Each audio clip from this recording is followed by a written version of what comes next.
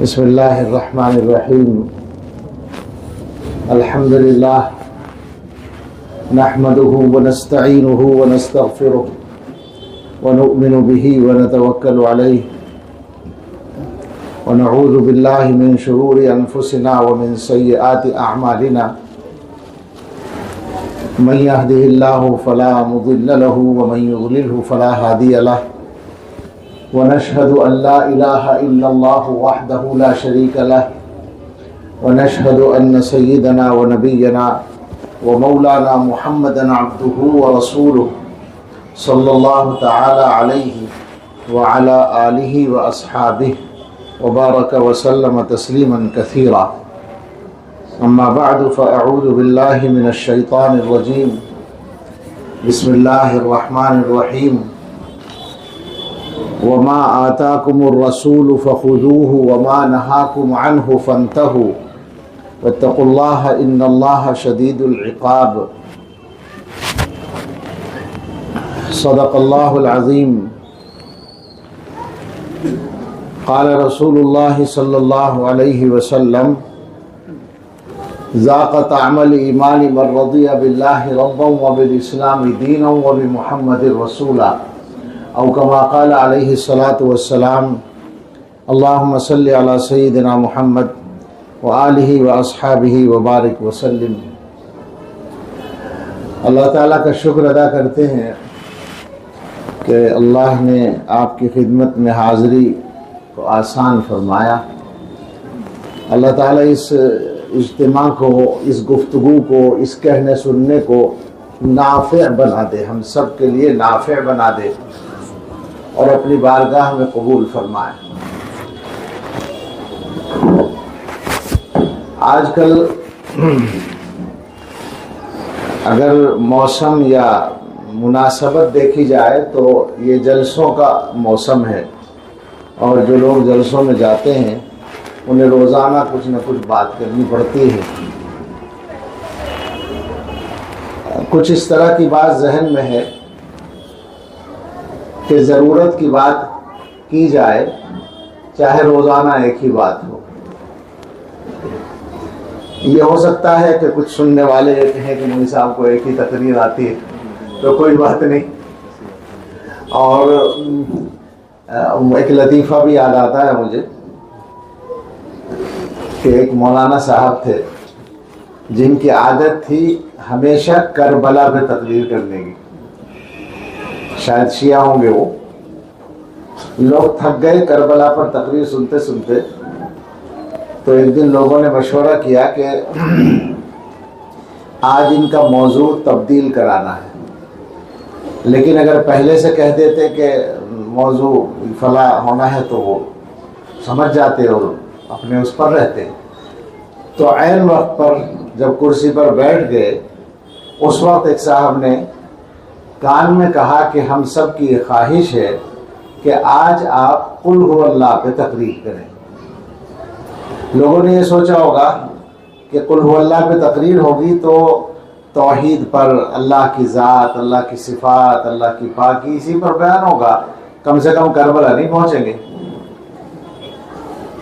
اب وہ تو مولانا صاحب تھے، مولوی تو آپ جانتے ہیں بات کرنے کے ڈھنگ تو آتے ہی ہیں، اور اگر شیعہ مولوی ہو تو اس کو تو جھوٹ بولنے کے ڈنگ بھی بہت اچھے آتے ہیں۔ تو انہوں نے کہا ٹھیک ہے، خطبہ پڑھا، خطبے میں پھر وہ قل هو اللہ کی تلاوت کی، اور اس کے بعد ظاہر ہے کہ ترجمہ کرنا تھا۔ قل هو اللہ کا ترجمہ آپ لوگ جانتے ہی ہیں، قل کا مطلب ہے کہیے، حضور سے کہا جا رہا ہے۔ اللہ نے مخاطب کیا ہے اپنے پیغمبر صلی اللہ علیہ وسلم کو کہ آپ کہیے هو اللہ احد، اللہ ایک ہے۔ تو مولانا نے کہا کہ قل هو اللہ احد، آپ کہیے اللہ ایک ہے۔ آپ کہیے، کس سے کہا جا رہا ہے؟ اس ذات گرامی سے جس کے نواسے کو ظالموں نے میدان کربلا میں شہید کر دیا۔ سیدھے کربلا، قل هو اللہ سے کربلا پہنچ گئے، اور اس کے بعد بس کربلا پہ تقریر ہو گئی۔ یہ لطیفہ تو ہے ہی، خیر ظاہر ایک لطیفہ ہے، پتہ نہیں ممکن ہے سچا بھی ہو لیکن ہے لطیفہ۔ میرا سنانے کا جو مقصد ہے وہ یہ ہے کہ آج کے زمانے میں مسلمانوں کی بھی ایک کربلا بنی ہوئی ہے ساری دنیا میں۔ اس لفظ سے گویا میں اس طرف لانا چاہتا تھا کہ ہم جو بات کر رہے ہیں یا روزانہ اگر کوئی پیغام مسلمانوں کو، اپنے لوگوں کو دینے کی کوشش کر رہے ہیں علماء، تو اس کا مقصد یہ ہے اصل میں کہ اس زمانے کی جو مصیبت ہے، اس زمانے کی جو کربلا ہے، اس کے مقابلے کی بات کی جائے، اس کے خطرات سے اپنے آپ کو بچانے کی بات کی جائے۔ وہ کیا ہے؟ بہت سادہ سی بات ہے، بالکل نئی بات ہے ہی نہیں، پرانی بات ہے۔ وہ بات یہ ہے کہ اللہ نے راستہ متعین کیا ہے، سیدھا راستہ، اہدنا الصراط المستقیم والا راستہ جو جنت میں لے جانے والا ہے، اور ساتھ میں مقابلے میں ایک طاقت ہے جس کو ہم شیطان یا ابلیس کے نام سے جانتے ہیں۔ وہ اللہ تعالیٰ کی حکمت کے تحت ہمارے ساتھ دنیا میں آیا ہے۔ وہ اس کا جو پروگرام ہے، اس کا جو مشن ہے، اعلان شدہ مشن، وہ ہے سارے انسانوں کو دوزخ میں لے جانا، جہنم میں لے جانا۔ یہ دو پلان ایک دوسرے سے ٹکراتے ہیں، ایک اللہ کا کی گویا مرضی کا منصوبہ ہے، اللہ تعالیٰ کی رضا کا، اور ایک ہے شیطان کی مرضی کا۔ اور ظاہر ہے کہ یہ مقابلہ تو نیا نہیں ہے، آدم علیہ السلام کے زمانے سے ہے اور مسلسل چل رہا ہے۔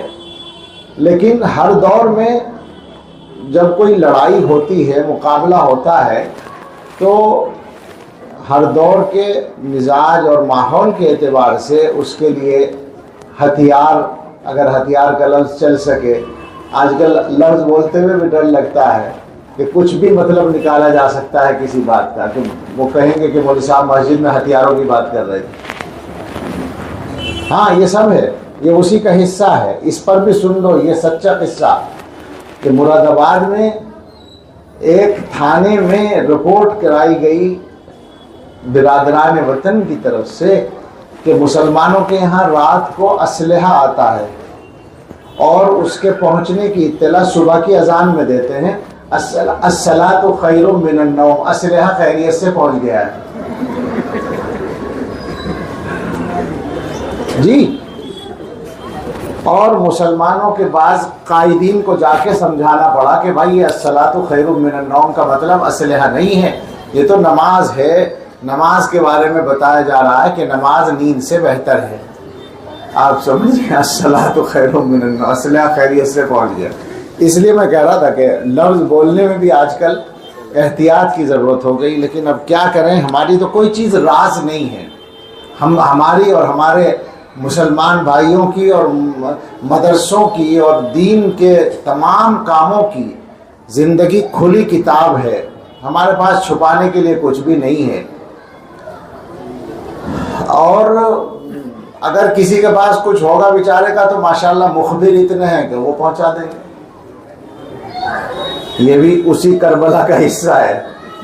پورے ملک میں ہر طبقے میں، ہماری اور آپ کی شکل میں بھی، اور فلاں تمام شکلوں میں، مدرسوں میں بھی، یونیورسٹیز میں بھی، کالجز میں بھی، نہیں صاحب گھروں میں بھی۔ مجھے بمبئی کے ایک عالم نے بتایا کہ پولیس اسٹیشن والوں نے باقاعدہ ان کو کہا کہ آپ کس دن کون سی گاڑی سے آپ نے سفر کیا، کہاں گئے، وہاں کیا کھایا، یہ ہمیں معلوم ہے۔ تو اس لیے اگر کچھ ہمارے پاس چھپانے کو ہوتا بھی تو نہیں چھپایا جا سکتا تھا، تو اس لیے سادہ سی بات ہے، بے تکلف۔ میں یہ کہہ رہا تھا کہ ہر دور میں یہ لڑائی رہی ہے، اور اگر کوئی آدمی ان بچوں کو یہاں سے لے جانے میں کامیاب ہو جائے بغیر شور کے تو بڑی آسانی ہو جائے گی، میں دعا دوں گا، اور بڑوں سے پھر میں لڑوں گا ان سے یہ کہوں گا کہ آج تک بچوں کو چپ رہنا نہیں سکھا سکے دینی مجلس میں اور مسجد میں. اور یہ یہاں کا عیب نہیں ہے، آپ بالکل مطمئن رہیں. یہ یہاں کا عیب نہیں، پورے ہندوستان کی بات میں کر رہا ہوں. تو ہر دور میں اس لڑائی میں جو ذرائع ہیں، یعنی ہتھیار کا لفظ آپ اگر چھوڑ دیں تو جو ٹولز ہیں، جو وسائل ہیں جو استعمال کیے جاتے ہیں کسی لڑائی کے لیے، وہ ہر دور کے حساب سے ہوتے ہیں. آج کے زمانے میں آج کے حساب سے ہیں. تو اب تبدیلی یہ آئی ہے کہ وہ وسائل یا وہ ذرائع جو ہیں رفتار کے اعتبار سے تیز ہو گئے ہیں، بہت زیادہ تیز ہو گئے ہیں. حضرت مولانا علی میاں ندوی مفکر اسلام نور اللہ مرقدہ فرمایا کرتے تھے کہ پہلے بیل گاڑی کا اور چھکڑے کا دور تھا تو فتنے اسی کی رفتار سے آتے تھے. اب ہوائی جہاز کا دور ہے تو فتنے اسی رفتار سے آتے ہیں. یہ مولانا نے ہوائی جہاز کے دور میں کہا تھا. آج کے دور میں ہم یہ کہہ سکتے ہیں کہ ہوائی جہاز تو بہت پیچھے چھوٹ گیا. اس نیٹ کے دور میں آپ جانتے ہیں کہ ایک جگہ سے دوسری جگہ، دنیا کے ایک کونے سے دوسرے کونے پہنچنے میں ٹائم نہیں لگتا، ایک ساتھ ہوتا ہے کام. ٹائم تو اس کو کہیں گے کہ جب 1-2 سیکنڈ کا فرق ہو، ایسا بھی نہیں ہے نا. اب تو جو یہاں ہو رہا ہے عین اسی وقت میں دوسری جگہ وہ معلوم ہے اور دیکھا جا رہا ہے. تو یہ رفتار ہو گئی ہے. ظاہر ہے کہ اس رفتار کے بعد ہر چیز کی رفتار تیز ہو گئی ہے. فتنوں کی رفتار، شر کی رفتار، برائی کی رفتار بھی اسی طرح تیز ہو گئی ہے. اور ایک بات میں آج کل بار بار کہتا ہوں، قرآن کریم کی آیت سناتا ہوں. اللہ تعالیٰ نے یہ بتایا ہے قرآن میں کہ شیطان جس طرح شیطان کی برادری کے ہوتے ہیں، انسانی برادری کے بھی ہوتے ہیں. وَكَذَلِكَ جَعَلْنَا لِكُلِّ نَبِيٍّ عَدُوًّا شَيَاطِينَ الْإِنسِ وَالْجِنِّ. یہ قرآن کی آیت ہے کہ ہم نے اسی طرح ہر نبی کے کچھ دشمن بنائے جو شیاطین ہیں، انسانوں میں سے اور جنات میں سے. یعنی اس کی برادری کے بھی ہیں اور ہماری برادری کے بھی ہیں. اب اس کو بیان کرتے کرتے اگلا جملہ میرا ہے جو میں کہا کرتا ہوں کہ میرا ایک احساس ہے کہ اس زمانے میں انسانی شیطان جو ہیں وہ اتنے ایکٹیو ہیں، اتنے مستعد ہیں، اتنے چوکس ہیں، اتنے اپنے کام میں گویا ذمہ داری کا لفظ اگر اس جگہ استعمال کرنا غلط نہ ہو، ذمہ داری تو تعریف کا لفظ ہے لیکن بہرحال آپ سمجھ رہے ہیں جو میں کہہ رہا ہوں. وہ اتنے مستعد ہیں کہ شاید انسانی شیاطین پر بھروسہ کر کے جناتی شیاطین تو آرام کر رہے ہوں گے اس زمانے میں. انسانوں کی شکل میں جو شیطان کی نمائندگی کرنے والے لوگ ہیں، میں یہ بات کہتا ہوں تو یہ بھی سوچتا ہوں کہ یہ لوگ اتنے گویا طاقتور ہیں اور اتنے چالاک ہیں اور اتنی شیطنت ان میں پائی جاتی ہے کہ اس لفظ پر بھی وہ پیچھا کر سکتے ہیں کہ تم ہمیں شیطان کیوں کہتے ہو. لیکن ایک بات کر لیں گے ہم ان سے کہ ہم آپ پر کوئی الزام نہیں لگاتے. آپ جو کرتے ہیں بس وہی بتاتے ہیں ہم، اور آپ جو کرتے ہیں آپ اس کو کرتے ہیں اچھا کہہ کر. تو ہمارا الزام تو کچھ بھی نہ ہوا. آپ جو کرتے ہیں وہ ہم بتا رہے ہیں. اب یہ الگ بات ہے، اس کو آپ اچھا کہتے ہیں، ہم برا سمجھتے ہیں. آپ اس کو ہماری خیر خواہی کہہ کر کرتے ہیں اور ہم اس کو دشمنی سمجھتے ہیں. یعنی میں اس بات کو واضح کروں کہ میں کیا کہنا چاہتا ہوں کہ دنیا کی طاقتیں بہت سادہ لفظوں میں یہ کہ ہمیں ایمان سے ہٹانا چاہتی ہیں، تو وہ یہ گویا اس کا عنوان ان کے نزدیک یہ ہے کہ آپ کو تو ہم ترقی پہ لانا چاہتے ہیں، اب آپ کو دنیا کے دھارے میں شامل کرنا چاہتے ہیں، اور اگر ہندوستان کی سطح پر بات کریں تو قومی دھارے میں شامل کرنا چاہتے ہیں. یعنی عجیب دھارا ہے وہ بیچارہ کہ جب تک ایمان کی کے اوپر اس کی دھار نہ چلے تو وہ دھارے میں شامل ہی نہیں ہوتا. تو یہ بات کہ ایمان سے ہٹانا ہے اور اس کو ہماری خیر خواہی کا نام دینا ہے، یا یہ کہ عقیدوں کو خراب کرنا ہے، یہ کام ہو رہا ہے. تفصیلات میں جانے کی ضرورت نہیں، یہ سب کا تجربہ ہے. آج کے زمانے میں اور اس مجمع میں تو مجھ سے زیادہ بہت زیادہ جاننے والے لوگ موجود ہیں جو ان چیزوں کو زیادہ جانتے ہیں کہ دنیا میں عقیدے کو خراب کرنے کے لیے،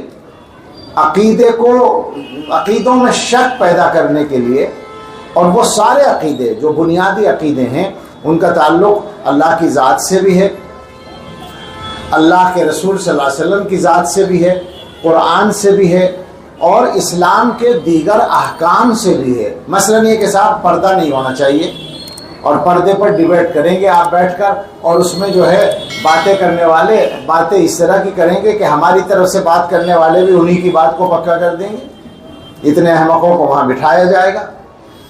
یہ پلان کے تحت ہوتا ہے نا۔ میں یہ بات کہا کرتا ہوں کہ اگر یہ ذرائع ہم لوگ اپنے ہاتھ میں لے کر استعمال کرنے پر آ جائیں، کاش ایسا ہو جائے، گنجائش تو ہے، قانون کوئی منع تو نہیں کرتا، یہ تو ہماری سستی ہے کہ ہم نہیں کرتے، ہماری سستی ہے۔ اگر ہم اس سستی کو دور کر لیں، بات واپس نہیں آتی، اس لیے میں روک کر ذرا سا اس بات کو اور کھولنا چاہتا ہوں۔ سستی کیوں کہہ رہا ہوں میں؟ بہت سے لوگوں کے دلوں میں جذبہ آتا ہے کہ فلاں فلاں کام ہونے چاہیے، میڈیا اپنا ہونا چاہیے، لیکن کرنے کے لیے جو محنت چاہیے وہ محنت کرنے کو شاذ و نادر ہی کوئی تیار ہوتا ہے، ورنہ تیار نہیں۔ اپنے حصے کا جو کام ہمارے ذمے آتا ہے وہ کرنے کو ہم تیار نہیں ہیں، تو یہ ظاہر مسئلہ ہے ہمارے لیے۔ اس لیے میں نے اس کو عزت رکھنے کے ساتھ سستی کا لفظ اس کے لیے بولا ہے، غیر ذمہ داری اور سب کچھ ہے اس میں۔ تو اگر ہم یہ سستی چھوڑ دیں اور ہم بھی بیٹھ کر گویا باتیں بنانے کی ایک محفل جمایا کریں اور ہم شروع کر دیں یہ کام، مجھے روکا جاتا ہے اس بات کو کہنے سے، لیکن اب کیا کروں، جب میرے دل میں آتی ہے تو میں کہہ دیتا ہوں اللہ کے بھروسے پر۔ تو ہم اگر شروع کر دیں وہی کام تو کیا ہوگا، وہی منہ چھپانے کو جگہ نہیں ملے گی، پھر یہی کہوں گا اور کیا کہوں گا۔ یعنی مطلب یہ ہے کہ اسلام کے احکام کو آپ موضوع بناتے ہیں، آپ بناتے ہیں نا، ہم بنانے لگے اگر آپ کے مذہب کے احکام کو تو کیا ہوگا آپ ہمیں بتائیں۔ آپ خود اپنے مذہب کو جانتے ہوں کہ کتنا جانتے ہیں، تو اگر گویا مقابلے کی بات آتی ہے تو ہمارا ایمان ہے اور ہمارا تجربہ ہے اور تاریخ کی شہادت ہے، سب کچھ کہہ رہا ہوں میں، ایمان بھی ہے ہمارا، ہم نے دیکھا بھی ہے، اور ساری تاریخ اس کی گواہ ہے کہ اللہ تعالیٰ نے پہلے ہی بتا رکھا ہے هو الذی ارسل رسولہ بالہدی ودین الحق لیظہرہ علی الدین کلہ۔ اللہ نے رسول کو جو بھیجا ہدایت دے کر اور دین حق دے کر، وہ اس لیے بھیجا کہ اس دین کو سارے دینوں پر، سارے مذہبوں پر غالب کرنا ہے۔ تو یہ ہمیشہ غالب ہے ہمارا دین، ہمارا مذہب۔ تجربے میں، مقابلے کے کسی بھی پلیٹ فارم پر ناکام ہوا ہو، پیچھے رہا ہو، ایسا نہیں ملے گا۔ ہم یہ نہیں کہتے کہ ہر مناظرہ ہم جیت جائیں گے، ہر ڈیبیٹ ہم جیت جائیں گے، جیتنے ہارنے کا مسئلہ نہیں ہے، مسئلہ ہے دلوں سے پوچھنے کا، مسئلہ ہے دلوں کو اپیل کرنے کا، مسئلہ ہے ذہن و دماغ کے قبول کرنے کا۔ یعنی مطلب یہ ہے کہ آج کا انسان لاجک چاہتا ہے، تو ٹھیک ہے لاجک سے بات کر لو، دلیل سے بات کر لو، مطلب وہ چاہتا ہے کہ بات اس طرح کی جائے کہ سمجھ میں آ جائے۔ تو دنیا میں 100 برس سے زیادہ ہو گئے ہیں، الحاد جو پھیلایا گیا، یعنی ایتھزم جو پھیلایا گیا، اس کا تو بنیادی نقطہ ہی یہ تھا کہ سمجھے بغیر مت مانو۔ ان کی جو بنیاد ہے وہ یہ ہے کہ جو بات سمجھ میں آئے وہ مانو، جو سمجھ میں نہ آئے وہ نہ مانو۔ اور یہ بات آسانی سے سمجھ میں آ جاتی ہے آدمی کی، یہ والی بات کہ بھائی ہاں سمجھ کے ہی تو ماننا چاہیے، بغیر سمجھے ماننے کا کیا مطلب ہے، ہم کوئی جانور تھوڑی ہیں، ہماری سمجھ میں تو آنا چاہیے۔ لیکن اگر انہی آدمیوں سے یہ پوچھیں کہ آپ ہمیں سمجھا دیں کہ یہ سمجھنے کی جو صلاحیت آپ کے اندر ہے، اس کی یہ کہاں رکھی ہوئی ہے، ذرا سا یہی سمجھا دیں۔ میڈیکل سائنس ہمیں یہ سمجھا دے کہ وہ جو عقل ہے وہ کہاں ہے، وہ جو سمجھنے کی صلاحیت ہے وہ کہاں ہے، بتائے گا کوئی؟ ابھی تک تو نہیں بتا پائے۔ یہی گڑبڑ ہے، یہ مزاج بنانا، یہ ذہن بنانا، یہ عقیدوں کو غلط کرنے کی اور عقیدوں کو خراب کرنے کی بنیاد ہے۔ عجیب بات ہے، سارے معاملات میں انسان بہت سی چیزوں کو سمجھے بغیر مان لیتا ہے۔ آپ ڈاکٹر کے یہاں جاتے ہیں، ڈاکٹر جو کچھ کہتا ہے مان لیتے ہیں، یعنی علاج کے لیے جب آپ جاتے ہیں وہ کہتا ہے یہاں لیٹ جائیے. اب ہم بحث کرنا شروع کر دیں کہ لیٹنے کی کیا ضرورت ہے, جو کام آپ کو کرنا ہے بیٹھ کے نہیں ہو سکتا. ہاتھ یوں کر لیجئے, ہم کہیں صاحب اگر یوں کر لیں تو کیا ہو جائے گا, کرتا ہے کوئی بحث بغیر سمجھے مانتے ہیں یا نہیں مانتے. نہیں, میں سچ کہہ رہا ہوں کہ میرے ذہن میں یہ سوال آتا ہے جب مجھے ڈاکٹر لٹاتا ہے تو میرے ذہن میں یہ سوال آتا ہے کہ صاحب یہ ہاتھ یوں کیوں کرا رہے, اگر میرے ہاتھ یوں رہیں گے تو کیا فرق پڑ جائے گا. حقیقت یہ کہ کوئی فرق نہیں پڑے گا, اس کو تھوڑی سی آسانی ہوتی ہے بس. لیکن ہم وہاں بغیر سمجھے ماننے کی عادت رکھتے ہیں. دین کے معاملے میں یہ کمپیوٹر کی کتنی باتیں بغیر سمجھے مانتے ہیں. اور ایک چیز اور ہے, کسی بھی معاملے میں اس کے جو ایکسپرٹ ہیں ان کی بات بغیر سمجھے مان لیتے ہیں. دین کے معاملے میں یہ چاہیے کہ صاحب مولوی صاحب کو سمجھانا پڑے گا, مولوی صاحب کی بات نہیں مانیں گے, ایسے نہیں مانیں گے. آپ سمجھائیے, مانیں گے نہیں, ماننا نہیں ہے. تو یہ باقاعدہ پھیلایا گیا ہے. حالانکہ اگر آپ جب یہ بات آ گئی تو میں اس کو ذرا سا 2-4 منٹ کہہ دوں, چونکہ یہ بہت بڑی بنیاد ہے اس زمانے میں. عقل کے استعمال کی مخالفت نہیں ہے, ساری عقل آپ استعمال کریں جتنی اللہ نے آپ کو دی ہے. میں نے تو یہ پڑھا ہے کہ دنیا میں سب سے زیادہ عقل جس آدمی نے استعمال کی تھی اس نے 20% استعمال کی تھی, ہے نا. ایسے ہی کچھ ہے. آئزیک نیوٹن نے, کسی نے, کیوں جی بھائی, آئنسٹائن جی, اس نے 20% کہتے ہیں نا لوگ. یعنی اللہ تعالیٰ نے جتنی عقل دی ہے سب سے زیادہ جس آدمی نے استعمال کیا وہ اس نے 20% استعمال کیا. ویسے ضروری نہیں کہ یہ بات سچی ہو, یہ بھی بات ہے.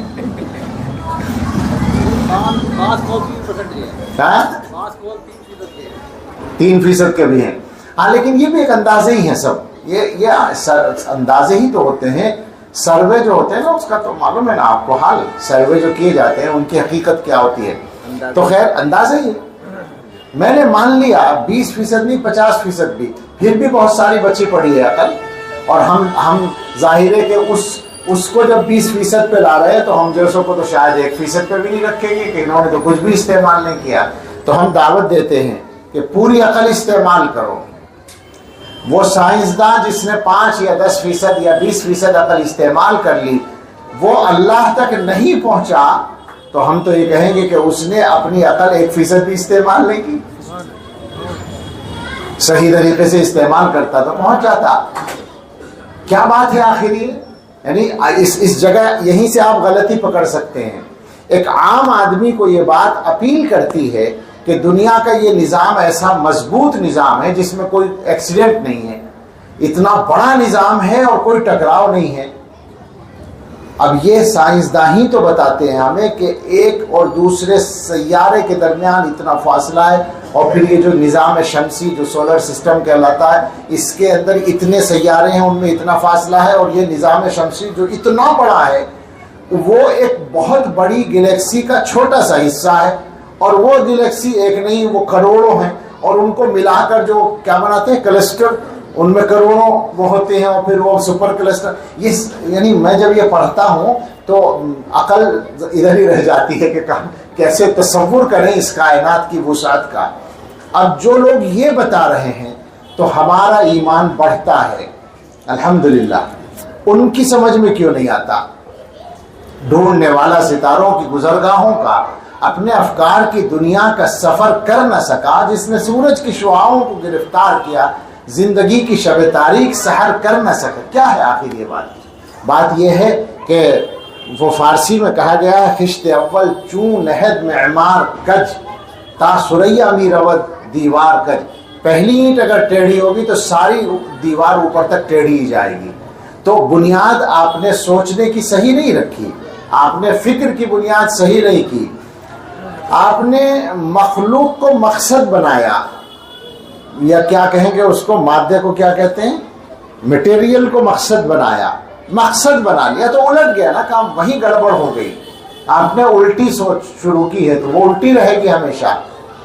میں آپ سے سچ کہتا ہوں کہ مجھے کسی آدمی کے گمراہ ہونے پر اتنا تعجب نہیں ہوتا جتنا کسی سائنسداں کے گمراہ ہونے پر تعجب ہوتا ہے. وہ جو آج کل کا سائنسداں ہے، کیا ہے ڈاکٹر صاحب، ایلس سلور، ایک ہے نا تازہ، زندہ بھی ہے شاید وہ تو ابھی مر گیا، ایلس سلور، ابھی امریکن سائنسداں ہے، اس کی جو تحقیقات ہیں، جس نے ارتھ پر ریسرچ کی ہے، زمین پر اور انسان پر، وہ کئی سال پہلے میں نے پڑھا تھا، اس کا خلاصہ مجھے یاد ہے۔ اس نے لکھا کہ وہ ملحد ہے، یہ پہلے سمجھ لیں، وہ منکر مذہب ہے، منکر خدا ہے، مگر وہ یہ لکھتا ہے کہ میں نے زمین کا مطالعہ کیا اور انسانوں کا، تو میری سمجھ میں آتا ہے کہ یہ انسان اس زمین کا رہنے والا نہیں ہے، بالکل واضح ہے، یہ کہیں اور رہتا تھا اور وہاں کا پورا مزاج اور موسم اس کے مزاج کے مطابق تھا، وہاں اس سے شاید کوئی غلطی ہوئی تو وہاں کوئی ایسی طاقت تھی جس نے اسے وہاں سے اٹھا کر یہاں پھینک دیا۔ یہ کون کہتا ہے؟ ملحد ہے بالکل۔ اور وہ یہ کہتا ہے کہ میں نے اس لیے سمجھا کہ دنیا میں انسان کے علاوہ جتنے جاندار رہتے ہیں ان سب کو زمین کی تمام غذائیں یعنی فوڈز اور زمین کے تمام موسم سوٹ کرتے ہیں، بالکل موافق آتے ہیں۔ کوئی جانور، گوشت کھانے والا جانور گوشت کو پکاتا نہیں ہے، ایسے ہی کھا لیتا ہے، پتے کھانے والا جانور پتوں کو ایسے ہی کھا لیتا ہے، نٹس کھانے والا ایسے ہی کھا لیتا ہے، کچھ نہیں کرتا اس میں پروسیسر نہیں کرتا، وہ پکانے کا کوئی جھنجھٹ نہیں مول لیتا۔ لیکن انسان ہے، گوشت کھانا ہے تو اسے ٹکڑے کرے گا، دھوئے گا، مسالے ملائے گا، پکائے گا، اپنے ذائقے کے مطابق بنائے گا، تب کھائے گا۔ زیادہ تفصیل کروں گا تو لوگوں کے منہ میں پانی آ جائے گا۔ ہاں ذرا سا پانی دے دو، نہیں آیا؟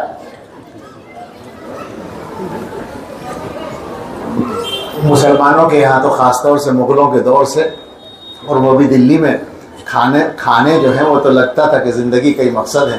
ابھی ہم دیکھتے آ رہے تھے، نہاری ہوٹل یہیں قریب میں نظر آ رہا تھا۔ اس زمانے کی مصیبتوں میں سے یہ بھی مصیبت ہے کہ مسلمانوں کے کسی علاقے میں رات کے 1 بجے اور 2 بجے بھی جائیں تو چکن فرائی ہو رہا ہے اور لوگوں کی گپیں چل رہی ہیں، اور فجر کے وقت سناٹا ملتا ہے۔ اور دوسروں کے علاقے میں پورے ہندوستان کی بات آپ سے کر رہا ہوں، میں پورے ملک میں جگہ جگہ گیا ہوں اور ہر وقت میں گیا ہوں، میں نے ہر جگہ یہ نوٹ کیا کہ دوسروں کے علاقے میں رات کو 11 بجے کوئی نہیں ملتا، کوئی دکان کھلی، بلکہ تعجب ہوگا آپ کو، میں نے دلی کے ایک علاقے میں، تمہارے علاقے میں لوگوں سے کہا کہ پرانی دلی میں کہ بھائی پولیس والوں سے کہو کہ یہ دکانیں بند کرائیں آپ کو رات کو، تو لوگوں نے کہا کہ پولیس سختی نہیں کرتی، ٹال دیتی ہے۔ اور میں نے کانپور میں کہا لوگوں سے کہ اس کے بارے میں پولیس سے بات کریں، بالکل انہوں نے یہی بتایا کہ مسلمانوں کے علاقے میں پولیس ایسی گزر کے چلی جاتی ہے اور ہندوؤں کے علاقے میں سختی سے بند کراتی ہے۔ اب اس کے 2 مطلب ہو سکتے ہیں، یا تو وہ سوچتے ہیں کہ بھائی کیوں جھگڑے میں پڑے، اور یا یہ سوچتے ہیں کہ مرنے دو ان کو، 2 ہی باتیں، یہ ہر جگہ ہو رہا ہے، مصیبت ہے۔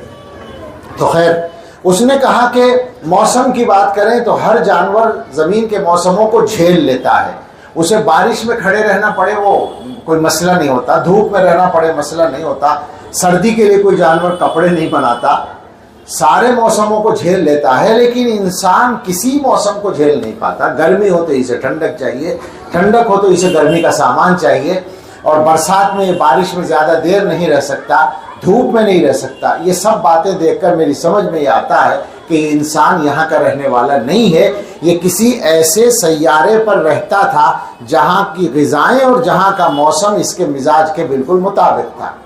یہ سارا کچھ میں نے اخبار میں پڑھا ہے، اور جیسے ہی پڑھا تو مجھے آیت یاد آئی کہ اللہ تعالیٰ نے حضرت آدم علیہ السلام کو جنت کی نعمتوں کا احساس دلاتے ہوئے فرمایا تھا، اِنَّ لَكَ أَلَّا تَجُوعَ فِيهَا وَلَا تَعْرَى وَأَنَّكَ لَا تَظْمَأُ فِيهَا وَلَا تَضْحَى۔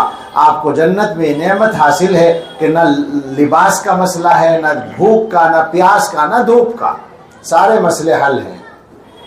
ایک بات اور کہی ہے اس نے، اس سے بھی ہماری تاریخ کی تائید ہوتی ہے۔ آج کل آپ کو پتا ہے کہ 1 کروڑ سال پرانے ہڈیاں نکلتی ہیں، 5 لاکھ اور 10 لاکھ تو بہت پرانی باتیں ہو گئی، اللہ جانے کہاں سے ان کو 5 لاکھ اور 1 کروڑ میں فرق مل جاتا ہے۔ وہ یہ کہتا ہے کہ میرا ایک اندازہ اور ہے کہ انسان کو اس زمین پر آئے ہوئے زیادہ عرصہ نہیں گزرا، کچھ 1000 سال ہی ہوئے ہیں، اس لیے کہ انسان کی جو صلاحیت ہے اس کے اعتبار سے اگر یہ 1 آدھ لاکھ سال سے، لاکھوں سال سے ہوتا تو زمین کو اپنے مزاج کے تابع بنا چکا ہوتا. ابھی تک بنا نہیں پایا، اس کا مطلب یہاں زیادہ پرانا نہیں ہے. اب یہ ساری باتیں ایک آدمی کہتا ہے اور وہ اللہ کو نہیں مانتا، وہ خالق کو نہیں مانتا، وہ مذہب کو نہیں مانتا. چکر کیا ہے آخر؟ یہ سوچے ذرا. دو باتیں سمجھ میں آتی ہیں، ایک تو وہی کہ انہوں نے راستہ غلط اختیار کیا، دوسرے آخر میں وہی کہنا پڑے گا کہ ہدایت اللہ کے ہاتھ میں ہے. یہ بھی کہنا پڑتا ہے من یہدہ اللہ فلا مضل لہ ومن یضللہ فلا ہادی لہ. تو بات یہ نہیں ہے کہ ہم عقل استعمال کرنے کے مخالف ہیں، بات یہ ہے کہ عقل کا صحیح استعمال، بجا استعمال، جہاں عقل کا استعمال ہونا چاہیے وہاں. اور ظاہر ہے کہ انسان کی جو عقل ہے وہ انسان کی ہے نا. انسان خود لامحدود نہیں ہے، انسان کی ہر صلاحیت کی ایک حد ہے. جسمانی صلاحیتوں کی حد کو سب مانتے ہیں. ہاتھ میں اٹھانے کی طاقت ہے، کتنا وزن اٹھاتا ہے ہاتھ؟ کوئی بھی آدمی ہو، اگر کوئی بہت بڑا وزن اٹھانے کا ماہر ہو تو کتنا اٹھاتے ہوں گے آج کل وہ جو ویٹ لفٹر کیا ہوتے ہیں، وہ کیا کتنا اٹھاتے ہیں؟ وہ ایک ہاتھ سے کتنا اٹھاتے ہیں؟ چلیے 150 مان لیجئے، 200 مان لیجئے، کہیں تو رکتے ہیں. ہم سے تو 15 کلو بھی نہیں اٹھے گا. میں نے اپنے ایک استاذ محترم سے سنا کہ گاما پہلوان جو تھے، لاہور میں رہتے تھے، پنجاب کے تھے وہ. انہوں نے جس زمانے میں پہلوانی چھوڑ دی تھی، تو اس زمانے میں ایک آدمی آیا ان کو دیکھنے ملنے کے لیے. اب وہ آیا تو دیکھا، پتہ چلا کہ بڑھاپا آ گیا ہے. تو اس نے کہا کہ استاد میں تو آپ کو دیکھنے آیا تھا اور میرا جی چاہتا تھا کہ آپ کا کوئی کمال دیکھوں. کہنے کہ بھائی اب بڑھاپا آ گیا، اب کیا کمال دکھا رہے ہیں؟ چلو پھر بھی تم کہتے ہو تو بادام کی گری اٹھائی اور 2 انگلیوں میں دبائی اور اس میں سے تیل نکل گیا. یہ بڑھاپے میں طاقت تھی. تو لیکن طاقت کی بہرحال ایک حد تھی نا. تو اس کی ایک حد ہے، آنکھوں کی بینائی کی ایک حد ہے، آپ کہاں تک پہچانتے ہیں. کانوں کی ایک حد ہے، ایک فاصلے سے آگے نہیں سنائی دیتا. جسم کی ہر طاقت کی ایک حد ہے، تو عقل کی حد کیوں نہیں ہوگی؟ یہ سمجھنے کی بات ہے. اقبال نے کہا تھا اچھا ہے دل کے ساتھ رہے پاسبان عقل، لیکن کہیں کہیں اسے تنہا بھی چھوڑ دے. اور جگر نے کہا معرفت جمال میں کام نہ آئے بالوں پر، عقل کہیں پہ گر پڑی چھوٹ گئی کہیں نظر. تو یہ ماننا پڑے گا کہ کچھ چیزوں کو عقل کے دائرے سے اللہ نے آگے رکھا ہے، ان کے بارے میں عقل کو ہتھیار ڈالنے ہی پڑیں گے. یہ بات اگر سمجھ میں آ جائے تو پھر سب کچھ سمجھ میں آنا آسان ہے. تو سمجھے بغیر کوئی بات نہیں. لیکن دنیا میں شیطانی طاقتیں اس پر کام کر رہی ہیں اور مسلسل کام کر رہی ہیں. میرا مضمون تو اصل یہی ہے کہ مقابلہ جو چل رہا ہے اس میں ہم اپنی جگہ پہ سست بھی ہیں اور شکار ہو رہے ہیں. یہ تو ظاہر ہے کہ مقابلہ تو ہمیشہ رہا ہے. کیا رسول اللہ صلی اللہ علیہ وسلم کے زمانے میں، حضرات صحابہ کے زمانے میں شیطانی طاقتیں کچھ کمزور رہی ہوں گی؟ اس وقت تو شیطان کی بھی تھوڑی سی عمر کم رہی ہوگی، کم سے کم 1400 برس تو کم ہوگی. اب اس کی عمر 1400 برس اور بڑھ گئی، بڑھاپے کی طرف آ رہا ہے وہ. مگر وہ بے فکر رہے ہیں، وہ ہم سب سے جوان بڈھا ہے. لیکن بہرحال تو اس وقت بھی شیطان کی طاقتیں اتنی ہی طاقتور تھی، مقابلہ اتنا ہی سخت تھا، مشکل تھا، بہت مشکل تھا، آسان نہیں تھا. لیکن ادھر بھی طاقت تھی. مسئلہ یہ ہے، اور یہاں ہم شکار بن رہے ہیں. دنیا کے اندر شیطانی طاقتیں کس کس طرح سے خراب کرنے کی کوشش کر رہی ہیں. اب تفصیل میں جانے کا مزید موقع نہیں ہے مجھے. میرا تو خیال ہے کہ آپ لوگوں کو دیکھ کے شاید میں بولنے لگا، ورنہ تو میں سوچ رہا تھا کہ بولنے کی قدرت بھی ہوگی یا نہیں. آج عمل کی طرف آئیں، یہ تو عقیدے کی بات تھی. تو آپ غور کریں کہ انسانوں کے عمل کو خراب کرنے کے لیے، کاموں کو خراب کرنے کے لیے، یا یوں کہیے آسان لفظوں کردار کو خراب کرنے کے لیے کیا کچھ نہیں ہو رہا ہے. میرا سوال ہے، انٹرنیٹ پر برائی پھیلانے والی جو سائٹس ہیں، آسان بالکل زبان میں کہو فحش فلمیں ڈالنے والی، کیا کہتے ہیں ان کو عام زبان میں، بلو فلمیں ڈالنے والی. اور وہ بلو تو ایک زمانے میں تھی، میرا خیال ہے وہ تکلف کا زمانہ تھا، اب وہ نہیں رہا. کیوں؟ جانتے ہی ہوں گے کچھ لوگ، مگر بتائیں گے کیسے. وہ ایک دفعہ میں سبق پڑھا رہا تھا القراءۃ الواضحہ کا، اس میں ایک مضمون سنیما کے بارے میں، تو عربی کی ایک کتاب وہ جو مشق کرنے کے لیے ہے، تو اس میں گویا یہ تھا کہ ایک لڑکا تو گیا تھا کسی اجتماع اس میں جلسے میں، اور ایک لڑکا گیا تھا سنیما میں. تو یہ طے ہوا کہ تم اس کا حال بتاؤ، تو اس کا حال. اب وہ سنیما والا جو بتا رہا ہے اس میں وہ یہ کہہ رہا ہے کہ اجلسنی انا والآخرین عامل المقاعد حسب ارقام تذاکرنا، مجھے اور میرے دوسرے ساتھیوں کو سیٹنگ کرنے والے نے ہمارے ٹکٹوں کے نمبر کے مطابق بٹھا دیا. تو میری زبان سے یہ نکلا، چونکہ میں سنیما ہال میں کبھی گیا نہیں، تو میری زبان سے یہ نکلا کہ کیا ٹکٹ کے نمبر کے حساب سے بٹھایا جاتا ہے؟ تو ایک لڑکے کی زبان سے فوراً نکلا کہ اب نہیں بٹھایا جاتا، اب ایسا نہیں ہوتا. اور کہتے ہی وہ جھپ گیا، اس کو وہ بے اختیار نکل گیا، اس کے وہاں بہت شرمندہ پھر ہوا وہ. لا حول ولا قوت. تو اسی لیے میں کہہ رہا تھا یہ جو فلمیں ہیں آپ غور کریں، معلومات کریں تو لاکھوں سائٹس ہیں اس وقت نیٹ پر جو گندی چیزیں ڈالتی ہیں. ایک سائٹ چلانے کے لیے کیا اکیلا ایک آدمی کافی ہوتا ہے؟ ایک ویڈیو کے لیے نہیں ہوتا اکیلا کافی، وہ بدماشی کرنے کے لیے بھی دو کی ضرورت ہوتی ہے، اور پھر اس کے بعد اس کی ویڈیو گرافی، اور اس کے بعد اس کی ایڈیٹنگ اور اپلوڈنگ، سب کے بہت سارے کام ہیں. تو اس کا مطلب یہ نکلتا ہے کہ دنیا کے 10 لاکھ آدمی، بہت احتیاط سے بول رہے ہیں، ہمیں پتہ ہوتا نہیں ہے زیادہ ورنہ کروڑوں نہ نکلیں، 10 لاکھ آدمی دنیا میں گندگی پھیلانے کے لیے باقاعدہ کام کر رہے ہیں. باقاعدہ کا مطلب ہے کہ ان کی روزی روٹی اسی سے جڑی ہوئی ہے. آپ سوچیں، یعنی ان کا ذریعہ معاش یہ ہے. تو اب کیوں نہ کہیں ہم یہ کہ شیطانی طاقتیں کام کریں، اور پھر کیوں نہ کہیں یہ بات کہ یہ دنیا میں حکومت کرنے والی جو طاقتیں ہیں یہ اس کا کام صحیح کر رہی ہیں، اس کا کام آسان کر رہی ہیں. کیا دنیا میں کوئی سائٹ کسی حکومت کی مرضی کے بغیر چل سکتی ہے؟ کوئی حکومت اپنے خلاف ایک ذرا سی بات کو کتنی دور سے نگرانی کر کے اسے ختم کر دیتی ہے؟ تو کیا حکومتوں کو پتہ نہیں یہ سب ہو رہا ہے؟ اجازت دے رکھی ہے نا، گنجائش دے رکھی ہے نا چلانے کی. تو پھر کیا کہیں ہم آخر اس بات کو؟ اب یہ ساری شکایتیں دوسروں کی ہیں، اپنی بھی تو بات کرنی پڑے گی. ہم کیوں شکار ہو رہے ہیں؟ ہمیں اپنا مقصد کیوں یاد نہیں رہتا؟ ہمیں کیوں یاد نہیں رہتا کہ ہمارا اصل مقصد جنت میں جانا ہے، ہماری اصل منزل جنت میں جانا ہے؟ اگر یہ یاد رہے گا تو معاملہ تو ٹھیک ہو جائے گا نا.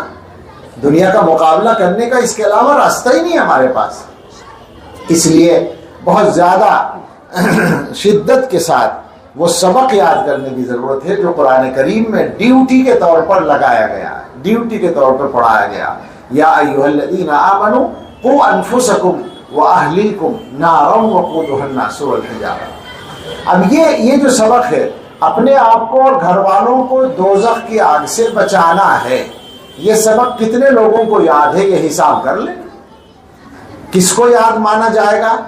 جو آدمی روزانہ اس مقصد کے لیے ٹائم لگاتا ہوگا.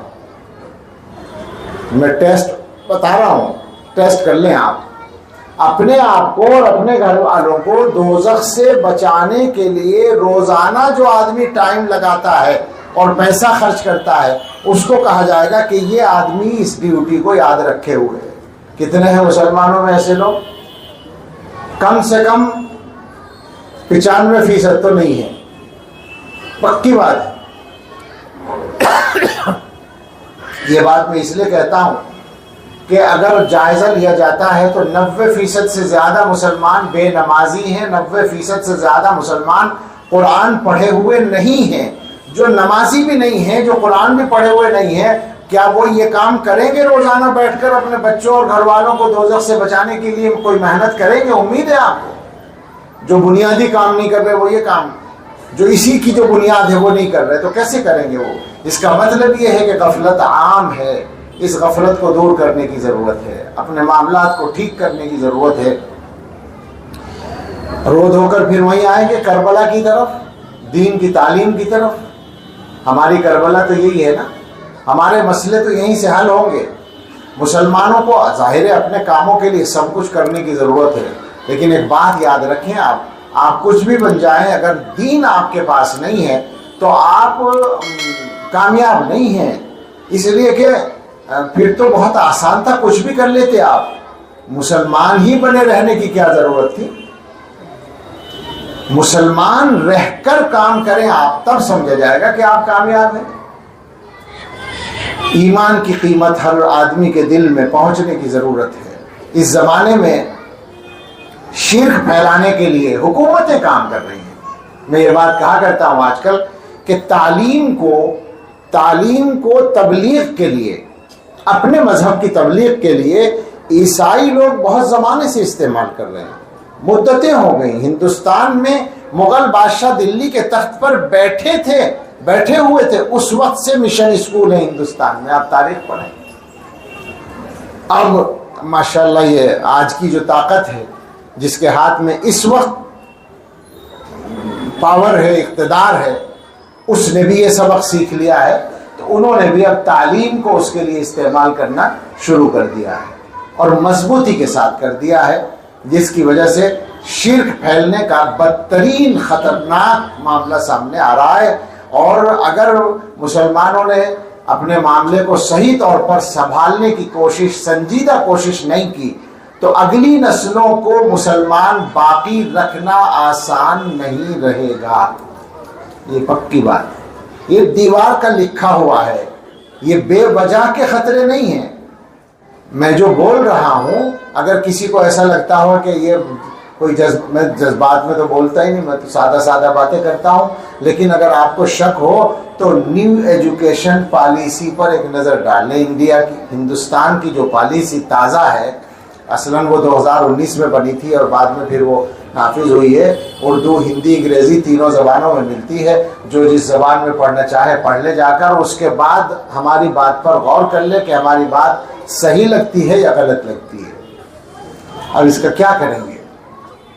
رہنا یہیں ہے، یہیں رہیں گے، یہیں جئیں گے، یہیں مریں گے، تو کرنا ہی ہے۔ لیکن ظاہر ہے کہ اپنے مذہب کے ساتھ رہنا ہے، اپنے پورے مذہب پر مضبوطی کے ساتھ قائم رہتے ہوئے ہندوستان میں رہنا ہے۔ میں نے انشاءاللہ یہ بات کہی تھی ایک جگہ غالباً حیدرآباد میں، کہ ہم اپنی حکومت سے اور برادران وطن سے یہ بات پوچھتے ہیں، آپ راشٹرواد کی بات کریں گے، صاحب وطن سے وفاداری، ہندوستان سے، بھارت سے، تو یہی چاہیے یا کچھ اور بھی مقصد ہے؟ اگر یہی چاہیے تو ہمارے لیے مسئلہ بہت آسان ہے۔ ہم سے زیادہ وفادار کون ہوگا؟ آپ کبھی بھی آزما لیں، اور آزما کیا لیں، آپ آزما چکے ہیں اور آج بھی آزما رہے ہیں۔ میں یہ بات جانتا ہوں، میں یہ بات آپ کو بتا رہا ہوں کہ حکومت یہ بات جانتی ہے، حکومت چلانے والے لوگ یہ بات جانتے ہیں کہ ہندوستان کا مسلمان سب جگہ کے مسلمانوں سے بہتر ہے۔ یہ بات وہ کہتے ہیں، یہ مانتے ہیں، اور ملک کے لیے بہتر ہے، یہ مانتے ہیں، وہ پتہ ہے ان کو۔ تو آپ آزمائے بیٹھے ہیں، آزما رہے ہیں مسلسل، لہٰذا یہ تو کوئی مسئلہ نہ ہوا۔ اس کا نام لے کر آپ ہمیں ہمارے مذہب سے اگر ہٹانا چاہتے ہیں تو اس کے لیے ہم تیار نہیں ہیں، یہ ہمارا اعلان ہے۔ یہ کوئی مسئلہ نہیں ہے، یہ غور کرنے کی بات ہی نہیں ہے۔ اور مسلمانوں کو، سارے مسلمانوں کو اب اس زمانے میں یہی عہد کرنا پڑے گا۔ میں یہ دیکھ رہا ہوں، مجھے ڈر لگتا ہے بات کہتے ہوئے، میری حیثیت کچھ نہیں، چھوٹا وہ بڑی بات نہ ہو جائے، لیکن اب کیا کریں، بہت سی بڑی باتیں جب نہ کہی جا سکتی ہوں یا نہ کہی جا رہی ہوں تو ضرورت کے تحت کہنی پڑتی ہیں کہ آج کے زمانے میں پیسے کے لیے اور صاحب سیاست کے لیے، اقتدار کے لیے اور شادیوں کے لیے ایمان بکنا، مجھے مطلب میرے الفاظ رک جاتے ہیں میرے، اس لیے کہ میں وہ آدمی ہوں، میں آپ کے سامنے بیٹھا ہوں 25-30 سال پہلے، اگر کچھ لوگ یہاں ہوں گے، میرے وطن کے لوگ بھی ہیں، رشتہ دار بھی بیٹھے ہیں، میری باتیں سنتے ہوں گے تو یاد ہوگا کہ میں جوش میں بولا کرتا تھا، میں کہتا تھا مسلمان اپنا ایمان نہیں چھوڑتا، میں کہتا تھا، فخر سے کہتا تھا۔ مجھے تکلیف ہوتی ہے اپنے وہ الفاظ سوچ کر، آج سوچتا ہوں تو میں اس عمر میں آ کر، تجربے کی عمر میں آ کر یہ کہنے کے لائق نہیں رہا۔ کیسے کہوں؟ میں تو قدم قدم پر دیکھ رہا ہوں، ذرا ذرا سی چیزوں کے لیے ایمان جا رہا ہے۔ اس کو تو بدلنا پڑے گا، اس طرح تو کام چلنے والا نہیں ہے۔ کوئی نہیں بچا سکتا، پھر کوئی طاقت نہیں بچا سکتی۔ ایمان کی قیمت کو تو سمجھنا ہی پڑے گا، اور ایمان بچانے کے لیے جو کام کرنے چاہیے، قانون کے خلاف کچھ بھی نہیں کرنا پڑے گا۔ ہمارا آئین تو ہمارے سامنے ہے، ہمارا آئین پورے طور پر ہمیں آزادی دیتا ہے، اس آزادی کو باقی بھی رکھنا ہے، اس پہ عمل بھی کرنا ہے، اس سے فائدہ بھی اٹھانا ہے، اپنے مذہب کی حفاظت کے لیے، اپنے دین کی حفاظت کے لیے۔ بچوں کو چاہے جہاں پڑھائیے، مگر 100% بچے مدرسے یا مکتب میں آنے چاہیے، اس کے علاوہ اب چارہ نہیں بچا ہے جناب۔ اب گھر پر پڑھانے سے بھی کام چلنے والا نہیں ہے، میں سچ کہہ رہا ہوں یہ بات۔ اب تو آپ کو بھیجنا پڑے گا بچوں کو، یہ اس کے علاوہ آپ کوئی راستہ نہیں ہے۔ اور اللہ کے بھروسے پر یہ بات کہتے ہیں کہ اگر مسلمان اس کے لیے تیار ہیں تو علماء اس کے لیے پہلے سے تیار بیٹھے ہیں، انشاءاللہ کام کر رہے ہیں، محنت کر رہے ہیں ہر جگہ۔ جمعیت علماء نے اپنا دینی تعلیمی بورڈ بہت فعال کر دیا اور مسلسل محنت ہے، اور اس کے علاوہ مسلم پرسنل لا بورڈ اور فلاں تنظیمیں، اور ہر علاقے کے بڑے مدرسے، بڑے ادارے، اور بہت سی جگہوں پر اکیلے اکیلے آدمی سینکڑوں مکتب بھی چلا رہے ہیں، ہزاروں مکتب بھی چلا رہے ہیں۔ اتنی بڑی تعداد میں جانتا ہوں، مجھے تعداد کا اندازہ ہے پورے ملک میں چلنے والوں مکتبوں کا، لاکھوں ہیں وہ۔ اس کے باوجود ابھی 10% سے زیادہ بچے مکتبوں میں نہیں پہنچے ہیں، یعنی ان کے ایمان کی حفاظت کا مضبوط انتظام نہیں ہوا ہے۔ دعا کریں اللہ تعالی ہمیں صحیح حالات کو سمجھنے کی توفیق دے، کام کو بنانے کی توفیق دے۔ یہاں جو حاضری ہوئی حضرت مولانا شمیم صاحب دامت برکاتہم کی سرپرستی میں، اور یہ کام یہاں چل رہا ہے، یہ بھی ظاہر ہے اس ایک بڑے نظام کا حصہ ہے۔ میں آج کل یہ بات کہا کرتا ہوں کہ میرے پاس وہ الفاظ نہیں ہیں، میں نہیں پاتا الفاظ، میں سچ مذاق میں نہیں کہہ، یعنی کوئی کہنا چاہیے باتیں بنانے والی بات نہیں ہے، بلکہ سچ میں یہ بات کہہ رہا ہوں کہ میرے پاس وہ الفاظ نہیں ہیں جن الفاظ سے میں مسلمانوں کے دلوں میں مدرسے کی صحیح جو پوزیشن ہے وہ اتار سکوں۔ کیوں؟ میں مدرسے کو جانتا ہوں، اور میں دنیا کے تھوڑے سے حالات کو جانتا ہوں، اور دنیا والوں کی نظر میں جو مدرسے کی پوزیشن ہے وہ جانتا ہوں۔ اس کے بعد میں یہ بات کہہ رہا ہوں کہ مسلمانوں کو سمجھانا صحیح معنی میں اس کے لیے کوئی الفاظ نہیں ہے۔ ایمان بچانا نمبر 1 کی ڈیوٹی ہے، اور ایمان بچانے کی جو سب سے بڑی کارگاہ ہے وہ مدرسہ ہے، وہ مکتب ہے۔ اس کے لیے مستعد ہو جائیں، اور باقی باتیں تو بہت ہے کرنے کی۔ اللہ تعالی ہمیں اپنے ذاتی معاملات کو، گھریلو معاملات کو، معاشرت کے اور کاروبار کے اور ہر چیز کے جو معاملات ہیں ان کو بھی صحیح کرنے کی توفیق عطا فرمائے۔